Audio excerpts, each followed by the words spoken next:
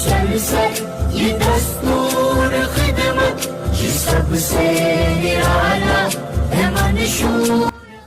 د الخدمت فاونډیشن صوبه سوري لاندې په ګلشن آباد منیرای کې د حاجی سلیم شاه پوجره کې یو خوندور دستوره کې سلور نیمو شل مستحقین ته د روزي مبارک د میاشتې د خوراک پیکیج ورکړل شو. د دستوره د صوبیدار شمس الرحمن په مشرۍ کې وکړل شو. په دې پروګرام کې د جماعت مشر او ولسی شخصیت اقبال زاده او رب نواز خان علاوه د علاقې مشرانو د الخدمت رضاکارو ډیر په جوش او جذبه ګډون وکړو. د فاونډیشن د منیرای سرپرست حاجی سلیم شاه په دې پروګرام کې په ګډون کولو د ټولو شریکو کسانو مننه وکړه. دوی چې دومره په مختصر وخت کې په دې دستوره کې ستاسو په شریکېدو د زړه د کومې مننه کوم.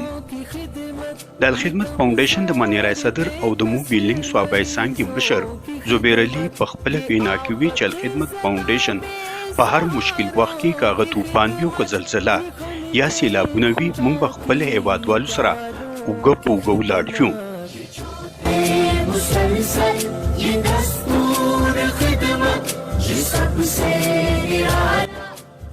د الخدمت فاونډیشن ضلع صوبای صدر سید واجد علي شاه په دې موقع د وینا کولو په وخت وی چې الخدمت فاونډیشن ضلع صوبای کې په کال 2022 کې د 500 کروڑ روپو د خیر ښېګڼې منصوبې ترسره کړې دي.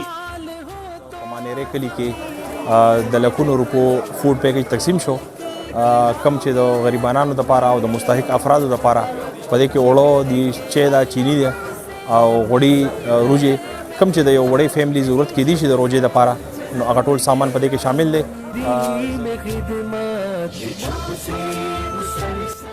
دوی چې الخدمت فاونډیشن به بغیر د نسلي بیلتون کرکې او نفرت مذهبي او نسلي تړون د ټول ملک تولس خدمت جاری ساتي. دوی چې الخدمت فاونډیشن سین کې اوسز 1500 بیکوره کسانو لا د کورونو چابای ورکړي دي.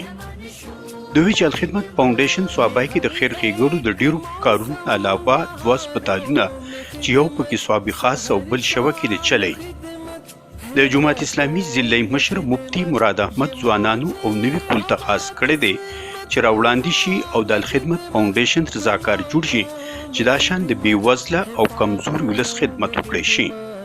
د دې نه پس حاجی سلیم شاه د روجمات یو پروګرام کړو. د جماعت اسلامي جنرال سیکرټري مظهر رفیق هم په دې موقع موجود و.